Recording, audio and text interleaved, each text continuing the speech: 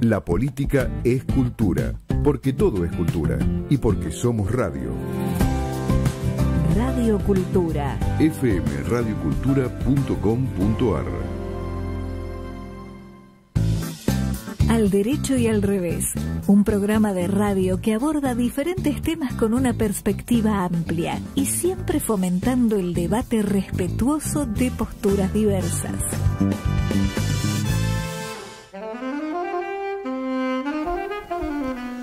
¿Qué tal? Buenas tardes, ¿cómo andan? Por supuesto, ¿quién podía estar hablando al aire cuando empezamos? Nuestra querida amiga Mercedes Jones. ¿Qué haces, Mercedes? Bueno, estaba acá conversando con el invitado de lujo y digamos, conversando anticipadamente. Sí, siempre hace lo mismo. Ella se hace el picnic en la previa se hace. Y nosotros con este sistema que hasta que no entramos al aire no podemos charlar con el invitado, estamos al horno. Buah. Programa número 376 de Al Derecho y al Revés. Nos pueden llamar al 3987-4117-4118, WhatsApp al 1155759133. Leo Justi en la operación, Fede Politi en la producción. Marta Ollanarte, ¿cómo te va? ¿Qué tal, Alejandro Drukalov? Esto es nuestra manera de presentarnos, ¿no? Tal cual. Pero además tenemos un regalito hoy, porque además del invitado tenemos nuestro corresponsal en Washington, que en vez de estar en Washington está sentado con nosotros. Marcelo por eso lo hemos puesto acá en la cabecera. Exacto. Qué gusto. Siempre es un gusto cuando puedo participar en vivo, pero hoy un lujo estar con ustedes acá en el piso. Así que bueno, una gran alegría. Bueno, yo quiero saludar a un gran periodista, un hombre con una larguísima trayectoria. Solamente si empezáramos a decir todos los medios en los que trabajó, perderíamos una parte del programa y no queremos. Jorge Sigal, además, escribió una novela que tenemos que recomendar, novela basada totalmente en hechos reales. Nosotros siempre recomendamos algún libro. Hoy vamos a empezar recomendando El día que maté a mi padre. Muy, muy fuerte, muy interesante. Jorge Sigal, bienvenido, ¿cómo andás? Hola, buenas tardes, un placer estar con ustedes, un gusto a todos. Y por supuesto quería destacar también que Jorge fue durante 3 años secretario de Medios Públicos, de 2015 a 2018. De manera que entre eso, su actividad periodística, su actividad como editor, más su cargo a cargo de los medios públicos, es un hombre que entiende en serio el tema de medios. Y lo tenemos con nosotros para charlar de muchas cosas, pero yo quiero, Jorge, leerte una frase breve tuya. Si no se autorreprime, el fanatismo siempre aflora, es inevitable. Se mata en nombre de la vida, se encarcela en nombre de la libertad y se censura en defensa del bien común. Salvo los psicópatas, pocas personas aprietan el gatillo sin una buena excusa. Esta idea también la desarrollaste mucho en el libro que acabo de mencionar. Yo quería preguntarte, en este momento en que estamos metidos en esta trampa de la polarización, ¿no? De la idea de que todo el que piensa distinto es un enemigo, ¿cómo hacemos para salir de eso? ¿Cómo hacemos para evitar el fanatismo? Bueno, esa pregunta me parece suavecita. Fundamental y de difícil respuesta, ¿no? Porque Amos Oz dice esto que yo tomo, que es que el fanatismo está adosado a la piel. Él dice que es un rasgo casi genético de los seres humanos, que tendemos hacia el fanatismo, hacia la creencia, porque eso nos da cierta tranquilidad, depositamos nuestro propio accionar en otras manos. Una ideología es un reemplazo de la religión, ¿no? O una de las formas de la religión. Entonces, bueno, uno debería llegar a la conclusión que para poder superarlo hace falta primero ser consciente de que existe y segundo, hacer un esfuerzo muy grande para reprimirlo. La pregunta que vos me haces es complicadísima porque justamente uno de los rasgos de la época es justamente la polarización. Es buenos contra malos, categorías que son de por sí absolutamente inconvenientes para pensar en un sistema donde convivamos todos. Es decir, si yo parto de una caracterización previa de quiénes son los buenos y quiénes son los malos, primero tengo que excluir una parte. Eso llevado a llevado hacia el extremo, significa eliminar al otro. Y el sistema democrático que nosotros tratamos de imponer, que tratamos de autoimponernos, es exactamente lo contrario. Es decir, ¿cómo hago para vivir con el otro? ¿Cómo hago para vivir con el otro a pesar de las diferencias? Y esta es una obra de difícil construcción, muy difícil de construcción. Por eso los bandazos, por eso es mucho más sencillo bandearse hacia los extremos. Entonces me parece que ese que justamente es uno de los desafíos de estos tiempos contemporáneos tan complejos, ¿no? Durante años tuvimos la polarización entre izquierda y derecha, dos sistemas. Bueno, era una forma. Tuvimos años, yo diría que nosotros, nuestras generaciones, incluyo ahí varios de los que estamos acá en este piso, vivimos una etapa un poquito esplendorosa, que fue la posguerra, la post-segunda guerra, porque veníamos de esa catástrofe, de esa explosión del fanatismo. El mundo se partió en dos, digamos, más o menos adaptamos a una confrontación que estaba parecida estatuida, pero eso con el tiempo, y sobre todo a partir de la caída del muro en los años 89, 90, 91, implicaron, bueno, que nos quedamos sin enemigo señalado, y empezó un gran proceso de deterioro de las democracias, ¿no? Marta. ¿Qué tal, Jorge? ¿Cómo estás? ¿Cómo va, Marta? ¿Cómo estás? Un placer. Lo mismo, lo mismo. Mira, viniendo para acá, pasando en auto por lo que era el zoológico, ahora no sé qué es, cómo se llama, pero hay siempre unos grandes carteles de Netflix con publicidad o alguna frase impactante. Y el de estos días dice esto: ¿alguien tiene el teléfono de los guionistas de este país? Yo te pregunto, porque seguramente son muchos los guionistas, ¿no?, que tenemos, lamentables muchos de ellos.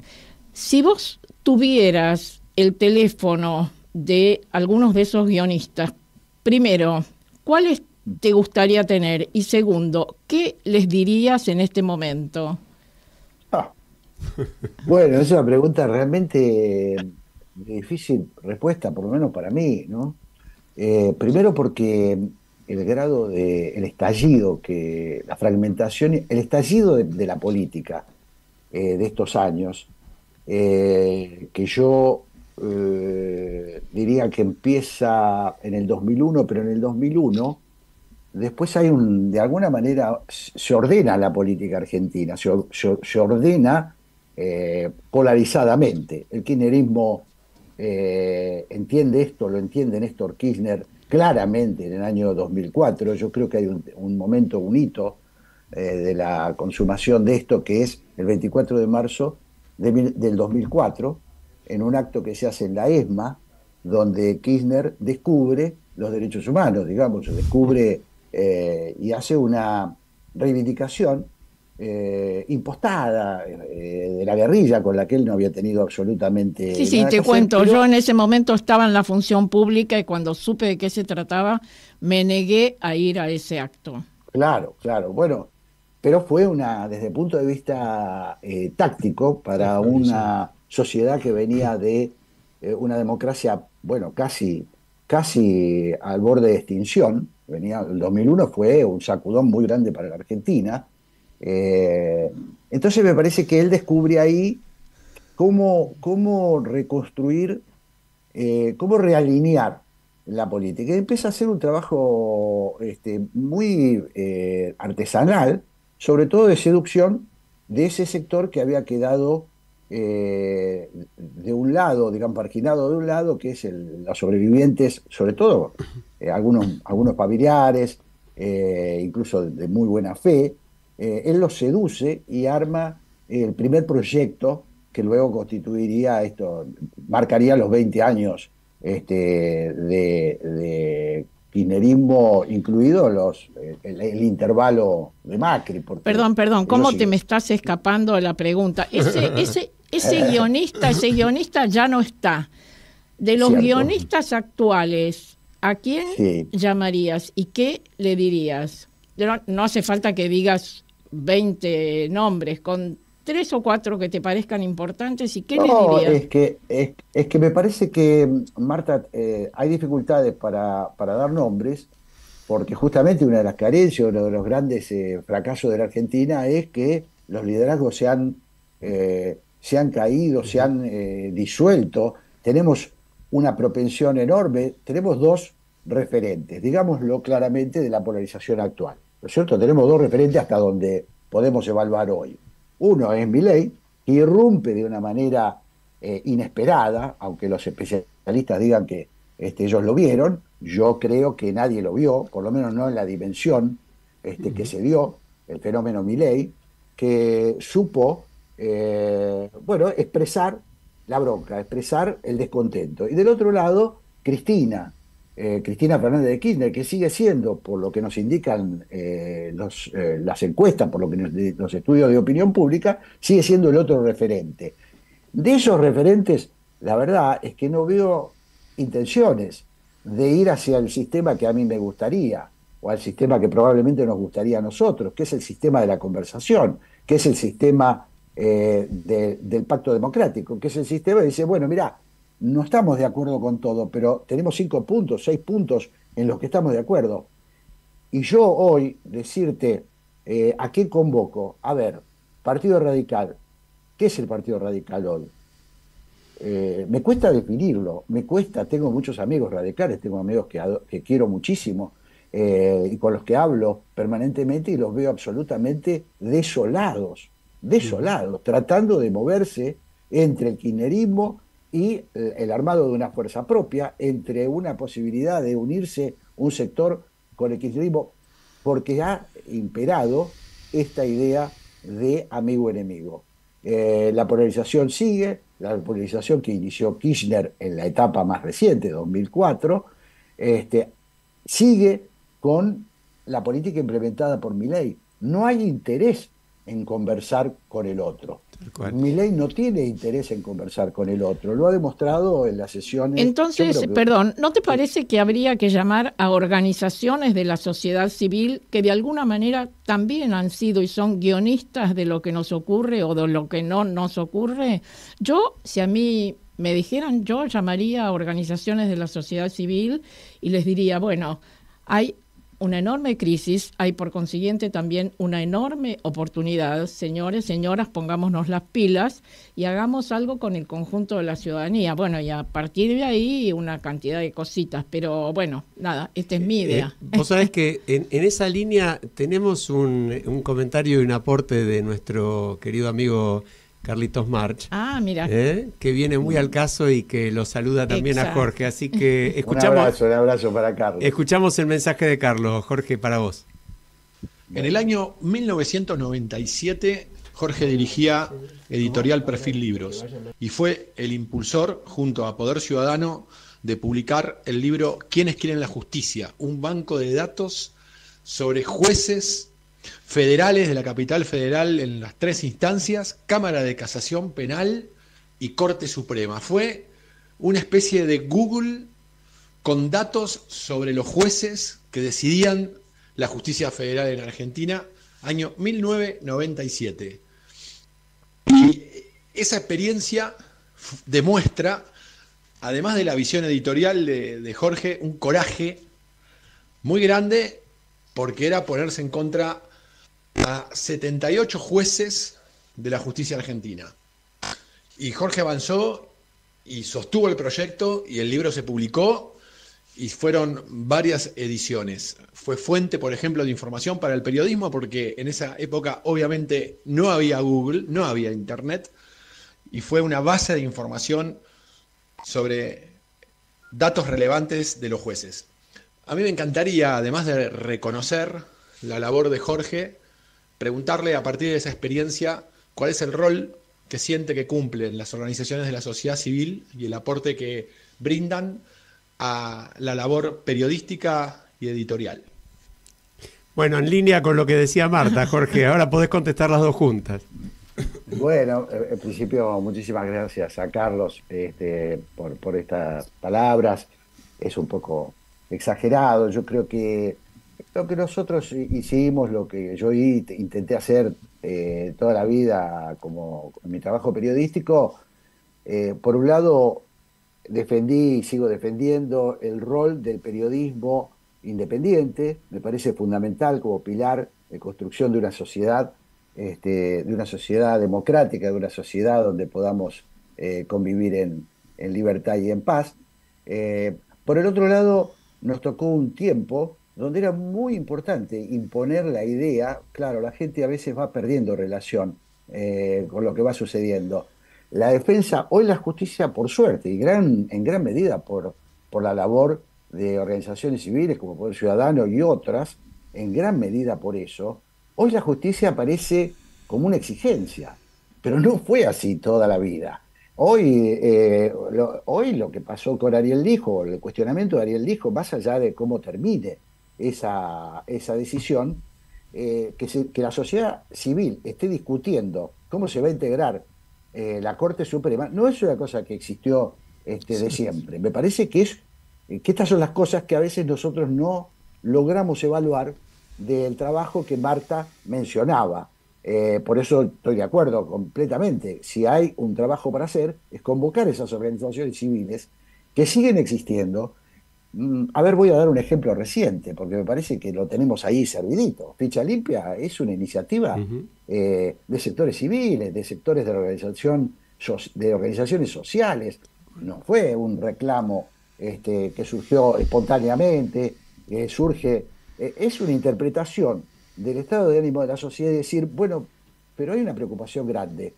Todo el mundo, si le preguntás cómo son los políticos, dice son corruptos. Bueno, hagamos algo para empezar a mejorar esa imagen que nosotros nos hemos dado, diría que con muchos fundamentos, lamentablemente, ¿no? Con muchos fundamentos. Es difícil defender a la política, se hace difícil. Por eso nosotros tenemos que defender el sistema, tenemos que defender los mecanismos de autodepuración, tenemos que defender los mecanismos de depuración que la propia sociedad se vaya dando. Pero no podemos desconocer que la política, bueno, están los escándalos recientes, ¿no? Yo insisto, para mí hay un hecho impresionante la semana pasada, la sesión que se cae de Ficha Limpia, en la semana, a los 4 días salta el caso de este senador que está detenido en Paraguay con $200.000. Bueno, que hay que explicar demasiado.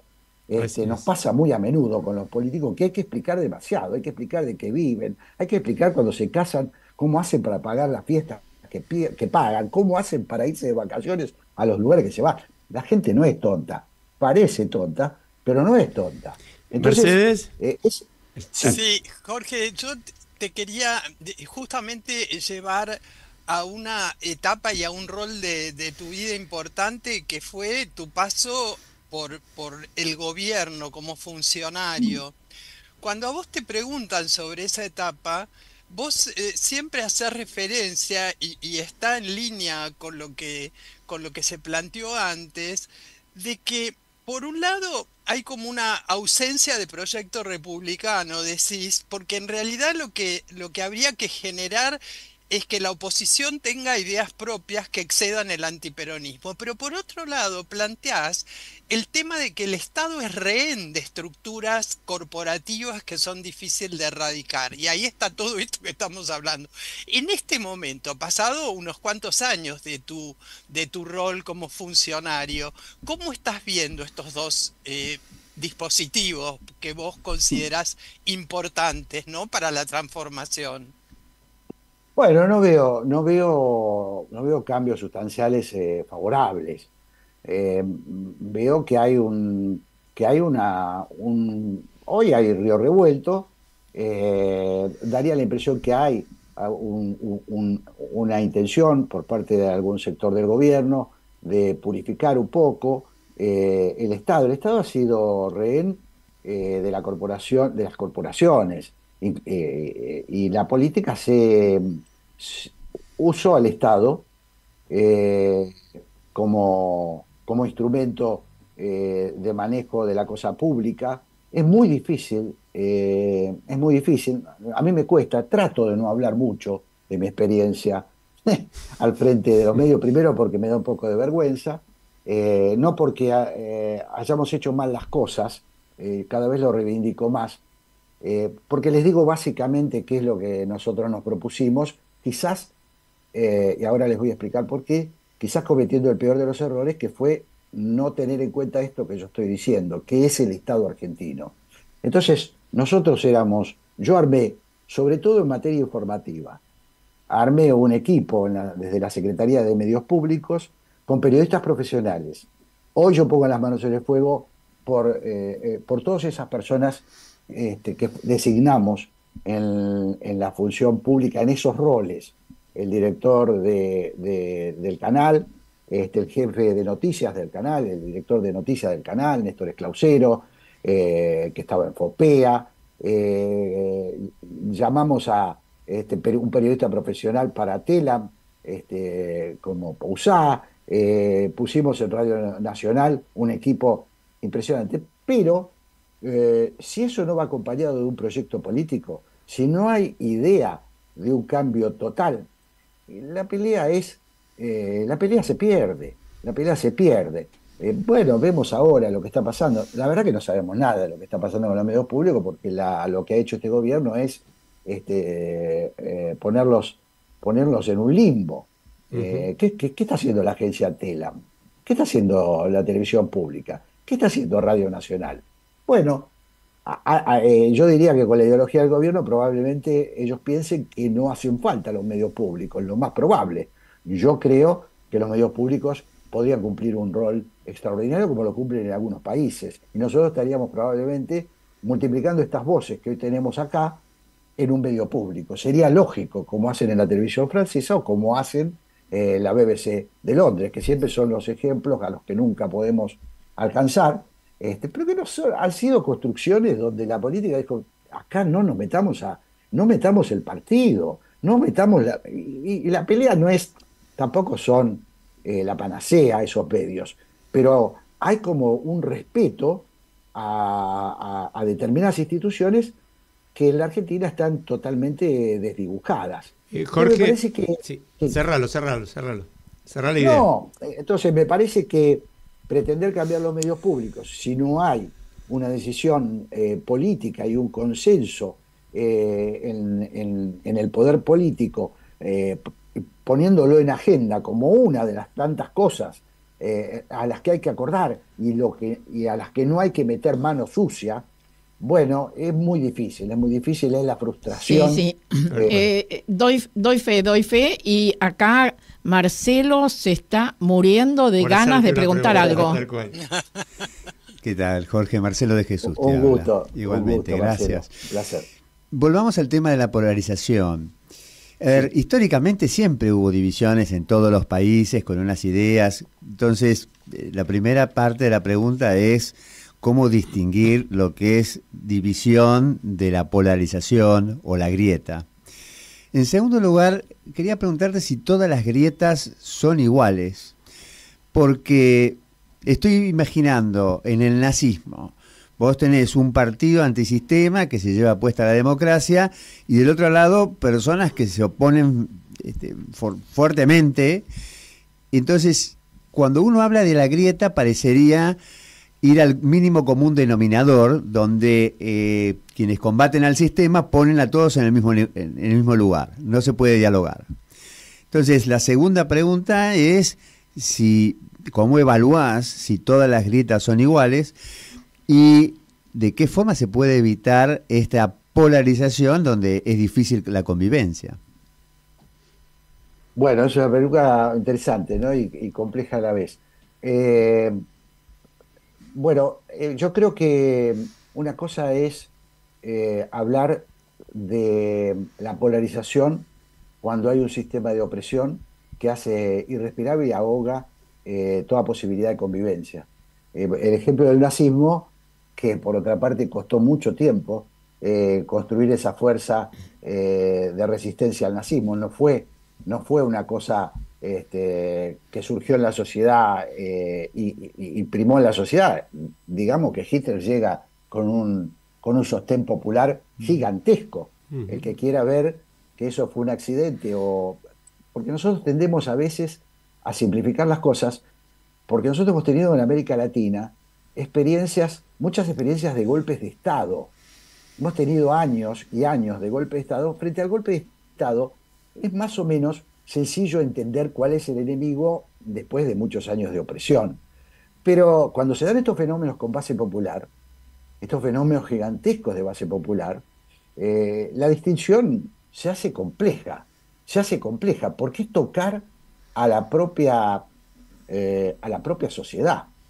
Entonces yo tengo que decir, bueno, ¿qué le pasó a la sociedad alemana para terminar abrazado a bueno, hay que verlo a Hitler ahora desde el hoy, ¿no? Hay que ver un discurso de Hitler y cómo fervorizaba a las masas. Y ahí voy a otro tema.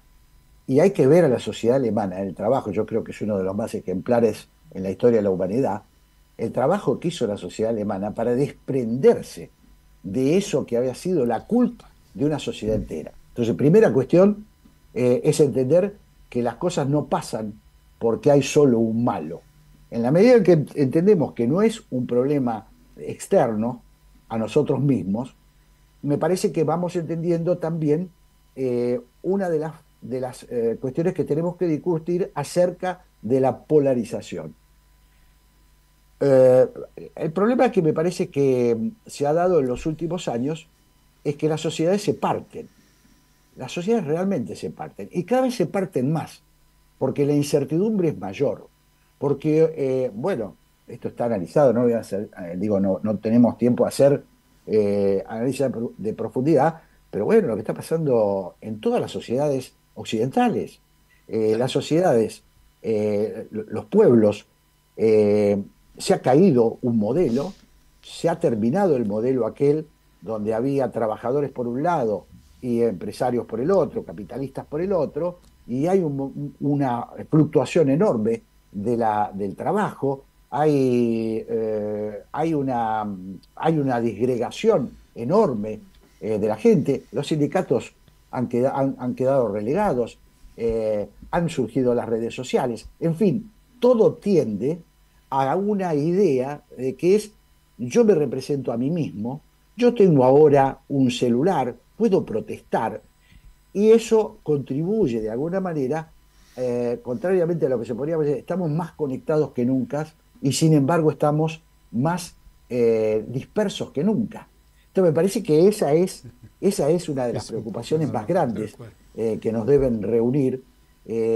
¿Cómo hacemos para reconstituir el tejido social sin utilizar, o por lo menos no utilizar exclusivamente las viejas fórmulas? Y acá te diría, ¿no tendremos que repensar también algunas de las formas de la democracia? ¿No tendremos que pensar que si todo tiende a un cambio brutal con la tecnología, la democracia debería también actualizar algunas de sus formas? Bueno, es un tema a pensar, es un tema que un gobierno proclive a esto debería hacer, porque la participación popular me parece que es clave en el desarrollo de la humanidad. Exacto, hemos recomendado desde acá un par de veces el libro, no sé si lo habrás leído, Jorge, Gobernanza Inteligente para el siglo XXI, de dos autores americanos, que tiene incluso prólogo de Felipe González, y justamente plantean esto que vos estás diciendo, todo un temón para seguir desarrollando en próximos programas. Jorge Sigal, como siempre vos lo sabés igual que nosotros, el tiempo nos apremia. Claro. Es más, no nos queda... Queda pendiente para el próximo programa una pregunta que yo le quería hacer a Jorge. Bueno, pero sobre siempre... los jóvenes y la política, ¿no? Interesante. ¿Qué le diría él? Interesante. Sí, y yo también quería recomendar que googleen Seamos libres aunque nos cueste la libertad. Artículo de Jorge en La Nación de hace menos de un mes, sumamente interesante, ¿no? Y una frase de no es igual un cretino propio que uno ajeno, que me parece que hoy, parece que como que la hubieras escrito hoy, no hace un mes, ¿no? Mucho más a tono todavía. Jorge, Bueno, te agradecemos muchísimo tu participación en Al Derecho y al Revés. Al Gracias. contrario, ha sido un placer y a disposición de ustedes cuando quieran. Bueno, te mandamos un abrazo y nos vamos a la pausa musical Gran abrazo. con nada menos que un homenaje modesto de nuestra parte al querido John Lennon, asesinado hace, Marta, 44 años, 44 el 8 de años. diciembre de 1980. Yo creo que todos recordamos las cosas que estábamos haciendo en algunas circunstancias que nos impactaron muy fuertemente. Yo puedo decir con precisión qué estaba haciendo ese día, a esa hora, cuando me enteré de la muerte de John Lennon, que marcó tan profundamente a una generación con los Beatles, por supuesto, marcó y nos acompañó en nuestro Así es. crecimiento, ¿no? Así es. Y bueno, y elegimos un símbolo, ¿no? De algo que todos queremos, que es imaginarnos un mundo mejor. Sí, y yo quiero decir otra cosa. Él, unos meses antes de morir, había soñado algo, una frase: la vida empieza a los 40. Y después, poco después, y antes de morir, escribió la canción La vida empieza a los 40. Dios. Y murió a los 40 años. Imaginémonos con él, ¿eh? Ya volvemos. Escucha todas las voces para pensar sin prejuicios, el derecho y el revés de cada aspecto de la realidad.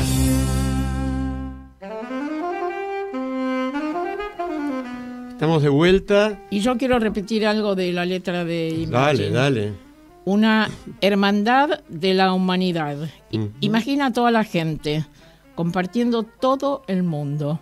Puedes decir que soy un soñador, pero no soy el único. Espero que algún día te unas a nosotros. Hermoso, hermoso. La Eso letra. para mí Sí, dale, Mercedes. tiene una conexión directa con que mañana es el Día Internacional de los Derechos Humanos. Ujú. Y en el artículo 1 de la Convención de los Derechos Humanos justamente toma esta idea, dice: todos los seres humanos nacen libres e iguales en dignidad y derechos, y dotados como están de razón y conciencia, deben comportarse fraternalmente los unos con los otros. Qué bárbaro, ¿eh? Esta idea de la humanidad unida a partir de la fraternidad. Ahora, como en tantas cosas, ¿no? Lo que son los tratados, lo que son las leyes, lo que son las propias constituciones nacionales, consagran, porque las consagran en la teoría, maravillas. Y el problema lo tenemos en la práctica, ¿no? Por eso también necesitamos fechas como la de hoy, Día Internacional de Lucha contra la Corrupción. Yo hago una brevísima mención antes de entrar en tema. Hace muchos años, cuando empezaba a estudiar a fondo estos temas, escribí un trabajo sobre la responsabilidad económica de los funcionarios públicos, ¿no? Sobre la necesidad de que devuelvan los daños causados de su bolsillo. Y una de mis sorpresas enormes fue justamente encontrar que no hacía falta no solo una ley, un reglamento no hacía falta, estaba todo. El único problema era que nada se aplicaba, ¿no? Bueno, es lo que estamos viendo en estos días, ¿no? Recordar con cariño a Alfredo Propitkin, que fue tu compañero tal cual, en los programa Los primeros años de Al Derecho y al Revés. Con él, y no sé, algunos más, fuimos a ver a algunos jueces, entre ellos Ercolini, para plantearle la necesidad de que se fueran devueltos los recursos que habían sido mal habidos por el tema de la corrupción. Y bueno, el propio juez nos dijo: bueno, pero haría falta no hace falta nada, no hace doctor, falta está nada, todo. Lo que hay que hacer es aplicar voluntad. las leyes que existen. Y bueno, acá tenemos un especialista en el tema corrupción, no le vamos a dejar que no nos cuente todo lo que sabe y lo que ha informado en la OEA sobre la corrupción. Contanos de eso, Marce, Sí. y hablanos también de qué sentiste cuando se cae la sesión de Ficha Limpia y después aparece Edgardo Cuéllar con toda esa fortuna en el bolsillo, O hoy también, hay Hoy. que mencionarlo, ¿no? Hay una grave denuncia contra Cristian Ritondo, presidente del bloque de diputados del PRO y exministro, funcionario hace no sé cuántos años, 2,6 millones de dólares en sociedades offshore, bienes inmuebles en Estados Unidos, según los Pandora Papers. En fin. Bueno, vamos a la primera preocupación de Marta, que es, bueno, sacaste vos el tema, que la devolución de por los funcionarios públicos de la plata que se llevaron, de los bienes. Las conversaciones que he tenido no hay un entrenamiento en ese sentido. Claro. Es decir, esto se agota en la pena, pero no hay dentro del menú de cosas para hacer entre los fiscales y los jueces. Esto viene después, el decomiso, la lucha por la recuperación de los bienes. No hay. Macri sacó un decreto para perseguir este tipo de acciones, digamos. No hay ninguna acción en el Fuero Civil y Comercial Federal. De dominio, decís vos. Exactamente, la extinción de dominio. Que sigue vigente. Sí, sigue vigente el decreto. En realidad no hacía falta porque el Código Penal habla del decomiso. Perdón, al juez Casanelo también vimos. Recuerdo. Claro.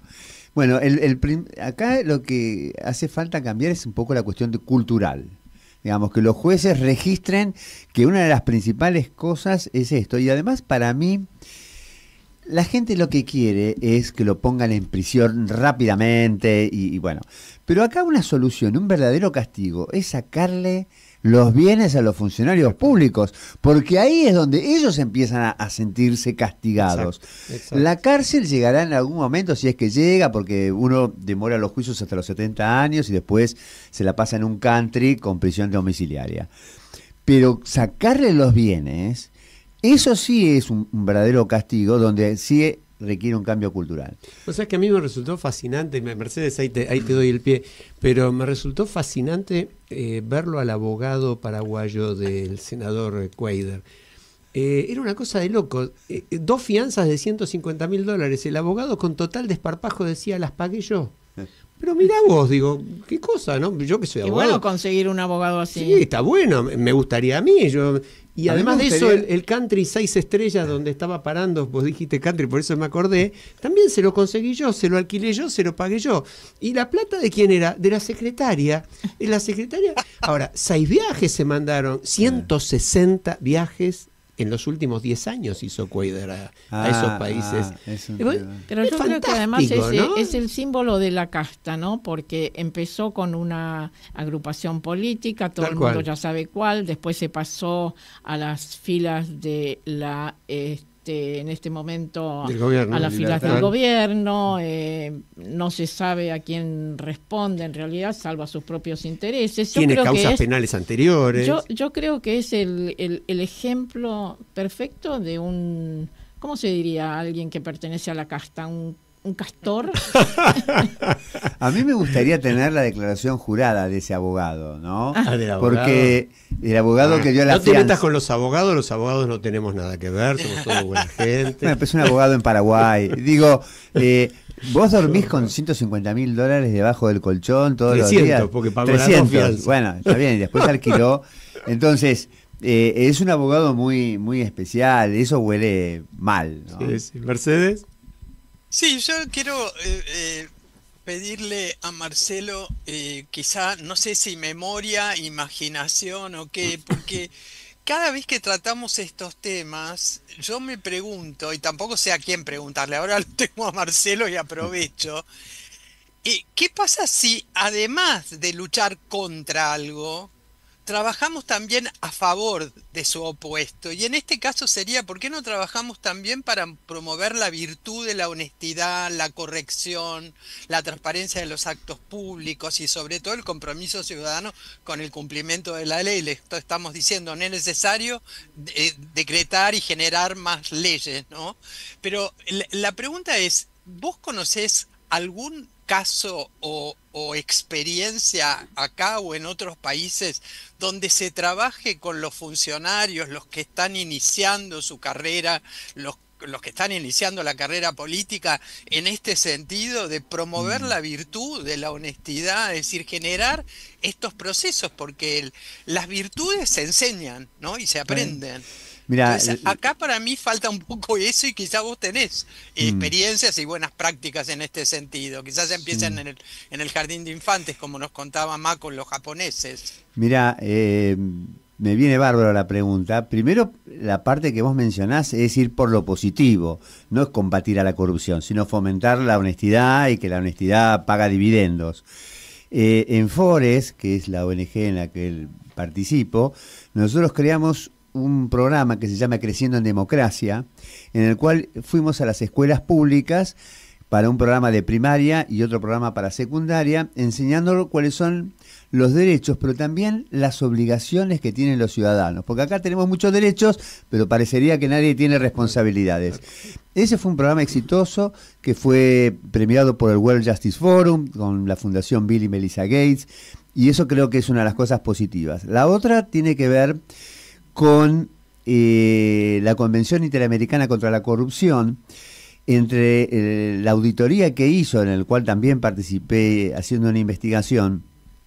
Ellos preguntaban si había capacitación para los funcionarios judiciales. Entonces, cuando yo entrevisté en el Consejo de la Magistratura y algunos jueces, me decían, nosotros tenemos capacitación, el Poder Judicial nos capacita. Y cuando yo les trataba de preguntar en qué los capacitaba, me decían en los temas que ellos manejan todos los días. Digo, pero no, la capacitación que pide la Convención es en cuestiones éticas. Claro. Ustedes tienen...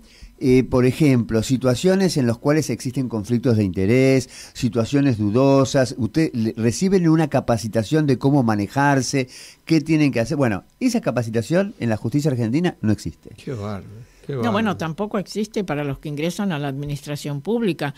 No hay una escuela de administración del Estado como existe en Francia. En Francia no podés ingresar a la administración pública si no pasaste por la Escuela de Administración del Estado. Ahora acá han impuesto este sistema de exámenes, no pasa, yo creo que no pasa nadie si empiezan a tomar ese examen, que además es simple, pero Marta, no pasa nadie. Te digo una cosa también, que esa es otra cosa, la improvisación es algo grave. Yo tuve acceso a los modelos de preguntas, vi las 20 preguntas sobre el tema institucional, administración financiera del Estado, procedimientos administrativos. Te diría que el autor de las preguntas no aprueba en la facultad. Es decir, son malas las preguntas. Claro. Y las respuestas, además, hay un 50% de las respuestas, está bien, es tipo multiple choice, que van descartadas de plano, y no está mal porque son multiple choice. Pero hay algunas respuestas que son las, entre comillas, correctas, que no se corresponden con la pregunta. Claro. No, es decir, no se puede hacer de golpe, ni improvisado, ni de la manera en que se hizo. Al pasar las preguntas, lo que se llama, cuando vos construís en multiple choice, vos tenés determinadas características, no es tenés distractores, claro, tenés las preguntas que son absurdamente, donde vos marcás, el que marca eso, claro, es una persona que está totalmente no tiene idea, ese no tiene idea.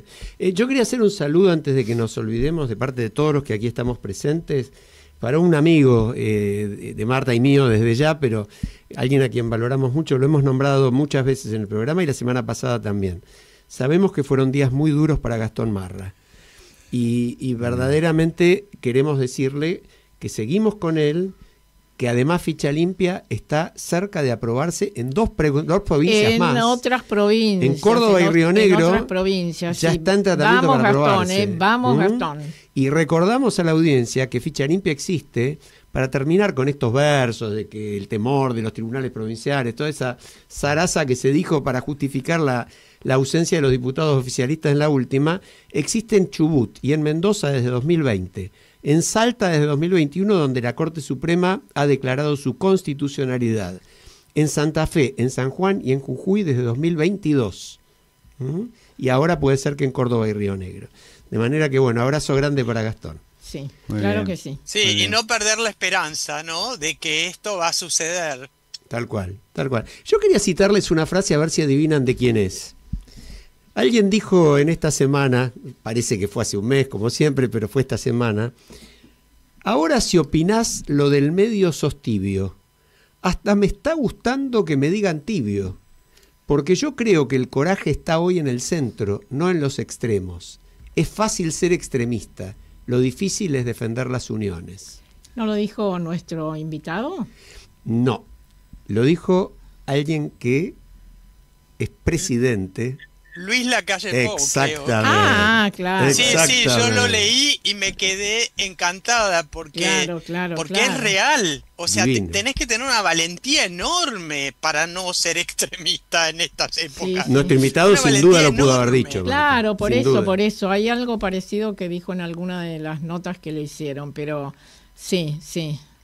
Yo creo que es valentía en serio, ¿no? La del presidente uruguayo, que justamente cree en la convivencia, en la democracia, en la renovación, en el cambio que exige y vota la gente. Me está gustando ser tibio, dijo. Sí, me está gustando ser tibio. Porque además, si sos frío, te morís de frío. Si sos caliente, tibio. Te incendiás. Pero creo que está muy conectado con esto que de la propia vida de nuestro invitado, de Jorge Sigal, porque él tuvo la valentía de oponerse al aparato político del comunismo y decir, no estoy de acuerdo con esto. Es decir, y fue llamado traidor, o sea, también para oponerse tenés que animarte a que te tiren con tomates como mínimo, ¿no?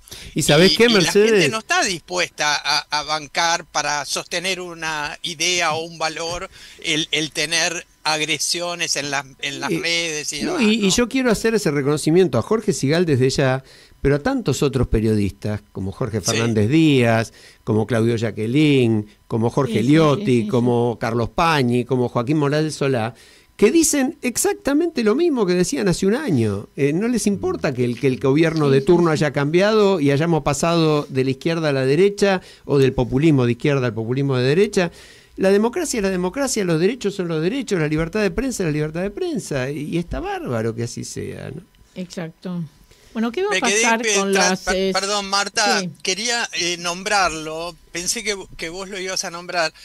Oscar Oslak es alguien que promueve el tema de la formación de los funcionarios para tener un mejor Estado, y lo viene promoviendo desde hace mucho. Pero ¿no? por favor, o sea, por favor. No, es fundamental. Pero claro que vos lo conventes a eso. Bueno, Oscar, esto también da para volver a invitarlo. Hay que invitarlo, ya lo de hemos tenido, pero sí. Él dirige con Esther Kaufman, que también la hemos invitado, la red académica de gobierno abierto, que ya trabaja en varios países, y la ambición es mucho más que un gobierno abierto, es un Estado abierto, y Oscar tiene un programa para reinventar el Estado, es decir, no hacer un Estado chiquitito y echar a muchísimos porque hay estados grandes que funcionan bien, tampoco hacer un estado que no tenga que ver con nuestra cultura, sino hacer un estado que sea eficiente, sea eficiente, ni grande ni chico, lo que sea necesario, pero eficiente. Ya que lo tenemos a Marcelo, si les parece, ha habido un tema muy tremendo en Estados Unidos hace pocos días, el asesinato en pleno centro de New York del CEO de una de las empresas más importantes de seguros de salud de allí. Un hombre de 50 años fue asesinado de balazos. En las balas se encontraron leyendas que aparentemente indicaban, reclamo, no podríamos llamar reclamo a balas de un asesinato, pero repudio a las demoras y a las dilaciones y a las maniobras de esa compañía para no pagarle a sus asegurados. Pero a raíz de eso, y yo te preguntaba, Marce, te lo pregunto al aire, ¿es tan grave el tema de salud? Porque uno lee las notas que se escribieron sobre eso y escuchaba, no sé, que una operación de menisco sale $75.000. ¿Puede ser un disparate así? Todo puede ser, yo no sé si menisco sale $75.000, pero sale mucha plata, todo sale mucha plata, aun cuando tengas seguro. Porque ¿cómo funciona? Vos pagás una cuota y después no tenés cobertura total, tenés el copago. El copago es la visita, pero después te llega la factura a tu casa con una cifra que dice, un electrocardiograma de $400. Y vos decís, pero yo estoy pagando $1.000 por mes y de $400 más, bueno, pero a eso se le deduce esto o lo otro, y pagás $100. Pero ya son $1.100 que pagás, más $20 del copago, y esa es una parte de la punta del iceberg es esa. Por ejemplo, tengo una compañera en la Escuela Argentina de Washington que se lastimó la pierna. Le digo, ¿te habrán hecho una resonancia? No, la resonancia van a hacer en un mes si la pierna se recupera. Pero, digamos, si vos tenés una fractura y tenés un mes... mío. Bueno, el problema ¿dónde está? Que los médicos tienen miedo de recomendar muchos estudios porque si hacen muchos estudios pueden quedar afuera del sistema de salud. Por recomendar estudios caros que después las aseguradoras tienen que pagar a los hospitales. Y esa es la segunda parte. Y la tercera parte es, vos pagás por estudios hasta cierto monto. Entonces vos tenés que pagar estudios hasta que vos cubras, no sé, $5.000, $6.000. Pero esto a medida que bajás en la escala socioeconómica, $5.000, $6.000 es mucha plata. Claro. ¿No? Entonces ellos te empiezan a cubrir. Y esto es la tercera pata. La cuarta pata es los medicamentos. Porque hay medicamentos que cuestan cero, pero hay otros medicamentos que cuestan a lo mejor $15.000 por mes. Y vos tenés que tener ese dinero. Entonces es un sistema que no se entiende bien cómo funciona, porque parece que está diseñado para gente que tiene mucho dinero. Sí, tal cual, o para también las grandes farmacéuticas, ¿no? Posiblemente. Bueno, sí, ahí hay estudios que, por ejemplo, las grandes compañías compran a las compañías más chicas que son competidoras. El New York Times hizo un estudio sobre eso, donde después el precio de los mismos medicamentos crece 50%, 60%, porque eliminaste la competencia. Ese es el tema de salud en Estados Unidos comparado con el de Europa, por ejemplo. Sí, tal cual. El de Europa es un sistema mucho más económico, mucho más fácil, mucho más competitivo en el tema de farmacéutica. Bueno, acá hay algunos pasitos que se están dando en el mismo sentido de esto que vos mencionás respecto a Estados Unidos. Sí, sí, la liberación, es muy inquietante. Sí, la liberación de todo límite de precios para las compañías de salud. Hay una medida de la semana pasada, muy delicada, habría que analizarla con cuidado, que es suprimir la cobertura del 100% de los medicamentos, que abarca 1.500 medicamentos distintos. Jubilados. Para los jubilados que ganen más de, a ver qué te parece a vos, mira. No sé, más que $1 millón. 390.000 pesos. Es decir, el que gana 391.000 pesos, que tenía el 100% de los medicamentos, y obviamente todos los jubilados necesitan medicamentos, sí. Ese ahora tiene que pagar el 30, el 40, el 50 según el medicamento. Y a eso se agrega, algo que yo creo que apuntaba Marta también a eso, es que una cantidad de medicamentos que estaban cubiertos por las obras sociales en general, a partir de ahora se consideran de venta libre. Sí. Con lo cual no los cubren las obras sociales. Por ejemplo, no sé si por ahí no estoy acertado, pero hasta creo que los omeoprazoles estaban en esa línea, ¿no? No hay sé que investigar un poco. Pero sí, hay que investigar porque es inquietante esto. Dale, Marcelo. Yo le quería preguntar a Marcelo si efectivamente esta idea que salió en los diarios de que la estrategia de las compañías de seguro es retrasar, negar, defender, que sucede mucho con las obras sociales y prepagas en Argentina, que tenés que anteponer todo tipo de recursos legales para que te cubran una prótesis o lo que sea, ¿es algo que está efectivamente estudiado y es un hecho o es, no sé, leyenda urbana? ¿Cómo lo ves vos, por lo menos en Estados Unidos? El tema de los pagos después a los médicos, a los sanatorios, ¿qué era lo que te preocupaba especialmente? No, en realidad esta cuestión de que las compañías de seguro no pagan esto que vos estabas planteando al principio, ¿no? Lo que uno en última instancia mensualmente o con su seguro está abonando, luego no lo tiene como servicio. Y entonces se plantea que las compañías de seguro tienen una estrategia de retrasar, de negar y de defender, llamémoslo así, el no pago, ¿no? Sí. Si esto es así tan radicalmente negativo o es algo exagerado? No hay tanto retraso en el pago que yo conozca, pero sí se puede dar. Lo que pasa es que el sistema de facturación es bastante lento. Por ejemplo, vos vas a atenderte y a vos la factura te llega a los 60 días. Acá en Argentina, si tenés que pagar, lo pagás en efectivo, lo pagás enseguida. Allá tenés un sistema bastante retrasado y todo el sistema funciona con la misma lógica. Así que lo que es de alguna forma desfavorable para el prestador también es algo favorable para el consumidor. Pero te llega la factura igual, ¿eh? Es un problema. Perdón, ya nos queda un minuto, pero quería muy rápidamente leer un texto que Oleksandra Matvichuk, difícil de pronunciar, Premio Nobel de la Paz 2022, directora del Centro de Libertades Civiles de Ucrania, le envió a los defensores de los derechos humanos en Siria. No tenemos tiempo de hablar de Siria, sabemos que es un horror, ha caído una dictadura siniestra de más de 50 años y nadie sabe lo que vendrá. Pero me parece que este texto de la Premio Nobel 2022 les dice: no puedo ni imaginarme lo que deben estar sintiendo ahora mismo mis compañeros defensores de los derechos humanos de Siria. Durante años han estado documentando los crímenes más horrendos, atrocidades tan comunes que han desaparecido de las portadas de los periódicos internacionales y los noticieros de televisión. Ahora por fin tienen una oportunidad de obtener justicia que ganaron con mucho esfuerzo. Pero tener una oportunidad no significa que la justicia está garantizada. Tenemos por delante enormes desafíos.